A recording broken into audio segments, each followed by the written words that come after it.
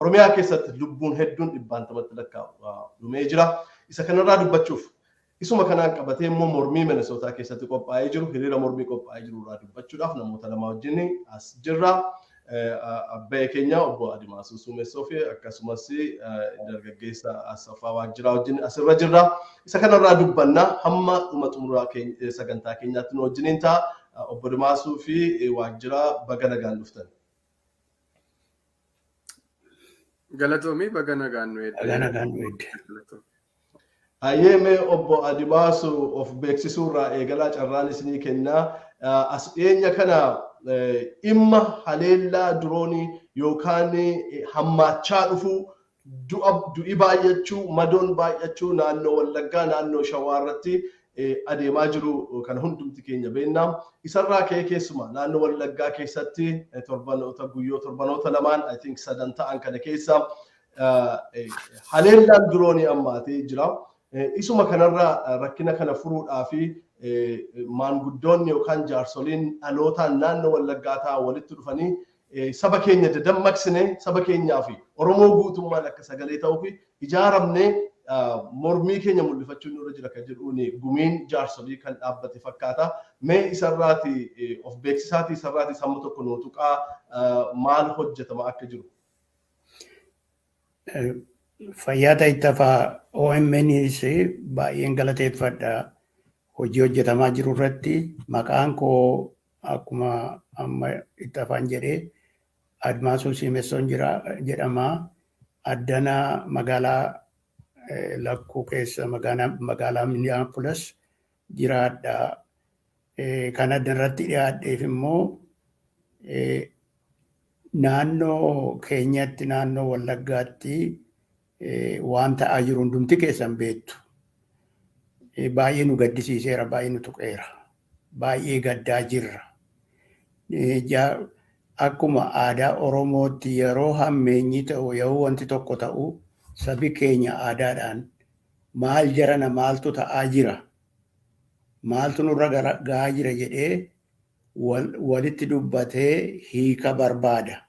Sababii kanaatiif nuyi maqaa jaarsolii yookiin maanguddoota Wallaggaa kan jedhamu naannoo Minnesootaatti kan mariidhaaf birmannaadhaaf yaadaan saba keenya wajjin akka dhaabbannu akka isaanii wajjinis immoo gaddaa jirru agarsiisuudhaaf walitti dhufne.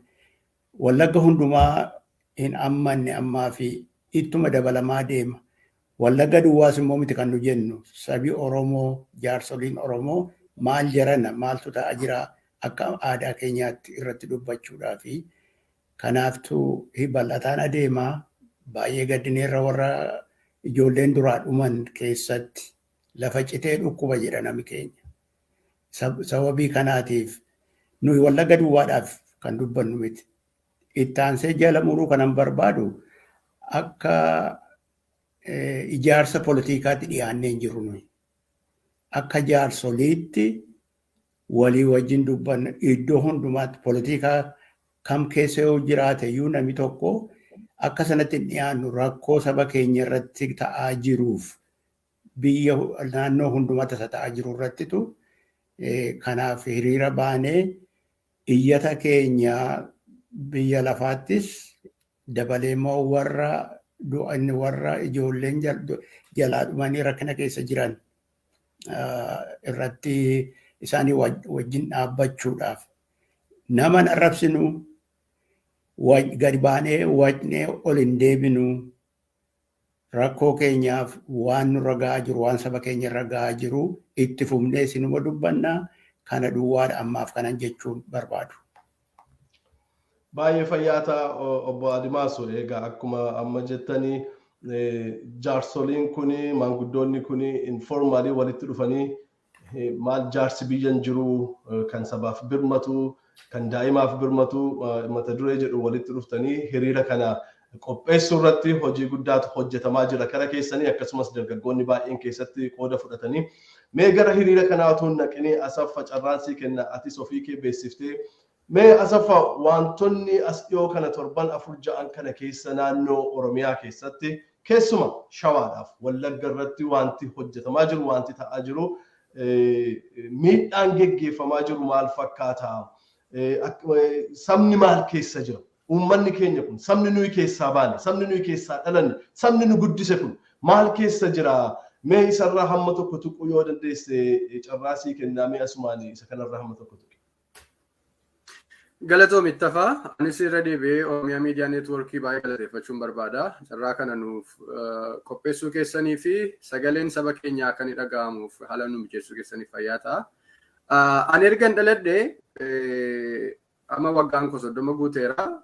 Bara hundumaayyuu utuu mana barumsaa addaan kun nuun argaa. Utuu hiriirri geggeeffamuun argaa. Akka kanatti guddadhe. Garuu barataan inuma du'a qabsoon saba keenyaa of ta'uudhaaf dinagdee koo irratti ajajuun barbaada jechuun saba keenyaa, lafa koo irratti ajajuun barbaada jechuun saba keenyaa, afaan koon dubbachuun barbaada jechuun saba keenyaa ergan gaafa dhaladheeti utumna deemuun argaa. Seenaa yeroo dubbifnu immoo abbootii keenya iyyuu sanuma keessa turanii jechuudha. Garuu akka isa 7-8 kanaatti wanta ta'u takka argee hin beekan. Barataan utuu mana barumsaatii galuu dirooniidhaan rukutamee daftariin harkaa faca'ee magaalaa Biilaa keessatti argine. Magaalaa Mandii keessatti aanaa mana sibuutti jechuudha. Namni utuu karaarra taa'ee shaayee dhuguu dirooniidhaan rukutamee lubbuun isaa darbee Qilxukaarraa keessatti aanaa Qilxukaarraa keessatti sanatu ta'ee Biilaa keessatti wanta hamaatu ta'e Najjootti wanta ta'e immoo gabaasa isaayyuu sirriitti hin qabnu. Kana duwwaa immoo miti Baha Wallaggaa Horroo Guduruu Wallaggaa keessatti wantoota hamaa jajjabaatu ta'aa ture. Baha Wallaggaa aanaa Saasiggaa keessatti waldaa kiristiyaanaa keessatti namoota sagadaa jiran itti ol lixanii namoonni afaan Amaaraa dubbatanii namoota 15 nama waldaa kiristiyaanaa keessatti namoota waaqeffataa jiran tajaajilaa waldaa kiristiyaanaa jaarsolii waldaa kiristiyaanaa sanaa dabalatee ajjeesanii deeman dargaggoota waldaa kiristiyaanaa keessaa. Horroo Guduruu Wallaggaa keessatti Baha Wallaggaa keessatti kara giddaa kiiramuu kara giddaa ayyaanaa as ol darbee wanta baay'eedha kan ta'aa ture. Namni magaalaa Gamsaatti iddoo garaagaraatti Baha Wallaggaa keessatti kan ta'aa ture. Horroo Guduruu keessatti sa'a namaa horii namaa uffatanii deemaa turan. Wanta akka kana takka dhageenye hin beeknu. This is the worst. Jireenya koo keessatti wanta hin dhaga'u keessaati jechuudha. Saba keenyarra wanta ga'u keessaa. Wanta akkasii deemaa jira. Tarii namoonni tokko wanti kun Wallaggaa duwwaa irratti ta'aa jira jedhanii kan cal jedhanii ta'anii sooshaal miidiyaa irraa ishoo jedhanii haasa'an nan arga. Lakki akkas miti. Amma kunoo Shawaa Lixaa keessaati naannoo jalduutti cobiitti kan gidduu kana ta'e dhageenyeerra yeroo lama dirooniidhaan yeroo rukutaman sana qofa miti. As ol darbee Shawaa Kibba Lixaa keessa naannoo ammayyaatti ta'aa jira. Shawaa Kaabaatti ol darbee Salaalee keessatti naannoo aanaa dharraatti ta'aa jira jechuudha. Erga kun ta'aa jira ta'e Oromiyaa guutuu irratti dirooniidhaan uummata guyyaa tokkoyyuu nyaata isa ga'u hin qabaanne si'a 3 nyaatee buluu hin dandeenye diroonii bitteetti rukutuu dandeessa taanaani this is end of world natti fakkaata natti dhuma biyya lafaatu ga'e yookiin immoo mootummaan saba kana balleessu maaliif akka inni barbaade hin beekan. Kanaaf mootummichis adaraa Waaqayyoon ofirratti sodaadhaa saba keessaniif of eeggadhaa. warra sagalee isinii ta'ee barcuma sanarraa isin kaa'e hin fixinaa dammaqaa kan jedhu dubbachuudhaaf jenneeti jechuudha. Maaliif haalli yeroo ammaa sabi keenya keessa jiru kun as magaalaa kana keessa teenyee waldaa kiristiyaanaa keessan tajaajilaa waan kan biraa haasa'uu hin dandeenyu.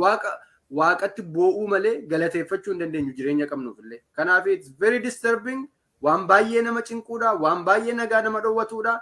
Biyya Ameerikaa teessee, Awurooppaa teessee, Awustiraaliyaa teessee lafa haalli sii mijatee jiraachaa jirtu keessatti illee nagaadhaan waan tokko gochuu hin dandeenye sababii rakkina saba keenya irra ga'aa jiruuf jechuudha. Kanaaf Oromiyaa guutuutu rakkina guddaa keessa jira. Lafa rakkinni hin ga'in jira jedhame immoo ga'uudhaaf jira. Sababii ta'eef waa'ee kanaa dubbachuuf akka nama bifa fakkeenya Waaqayyootti uumame nama Waaqayyoo jaallatu tokko nama amantii qabu nama safuu Oromoo beeku tokkotti cal jennee teenyee waliin ilaallu jennee jechuudha kan nuun kaane. Malee ani nama poolitikaa geggeessu miti tajaajilaa waldaa kiristiyaanaa keessaati waldaan wangeela lallabaa waa'ee nagaan dubbadha. Garuu nagaan yoo warra nagaa eeganiin boora'ee adaraa nagaan booressinaa jedhee dubbachuudhaaf immoo dirqaman qaba sababiin ta'eefini abboota koo isiniin dargaggoota wajjiniin magaalaa kana keessatti walitti dhufne yeroo sabni kun badduu ba'u teenyee ilaaluu hin dandeenyu jennee kaan jechuudha.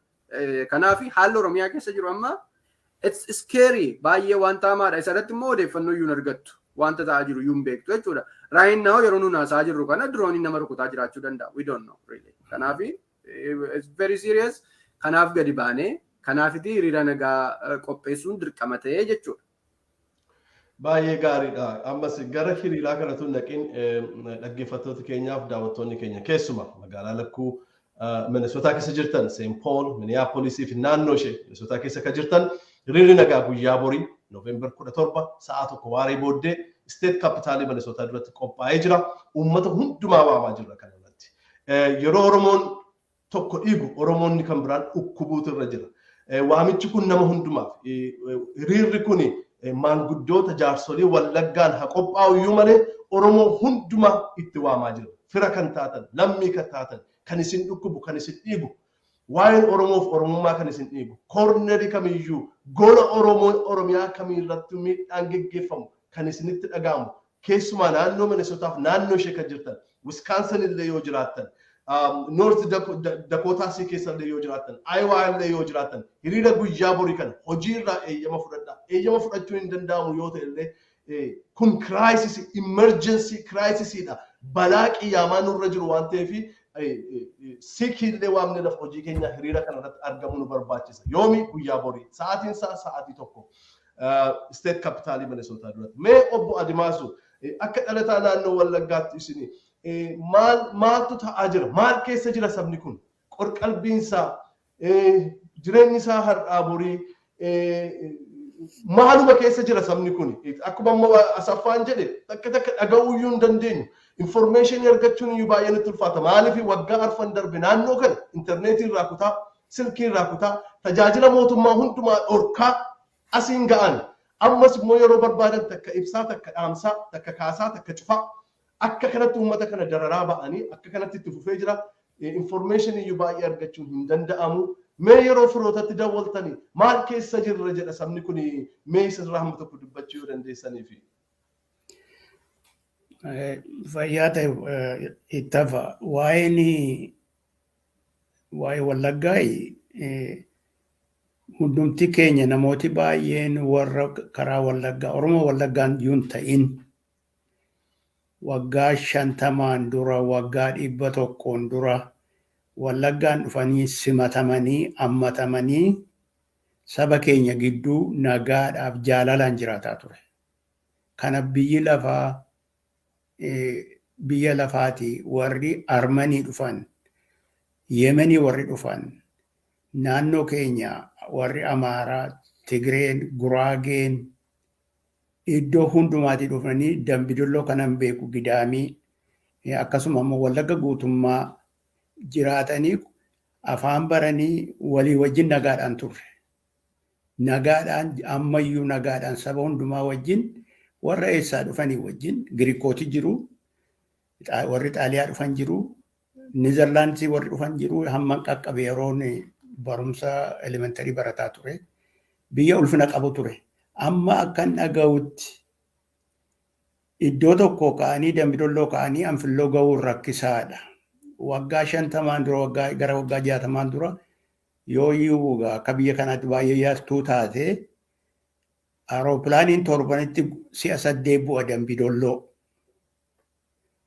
Guyyaatti tokko argata. Addanaallee Minnesota keessaa guyyaatti gara 2,000-3,000 achi seema sanayyuu badaa janya. Garuu har'a karaan itti ba'an hin jiru, karaan dhaqan hin jiru.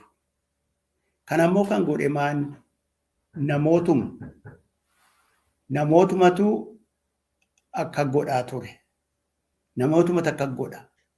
Warruma ijoollee keenya jedhan maaliif kana godhu maal jedhan mee galagalaa yaada. Amma waa'ee diroonii kaaftaniitu. Diroonii sanaani it looks like development and advancement diroonii dhimma itti ba'uun.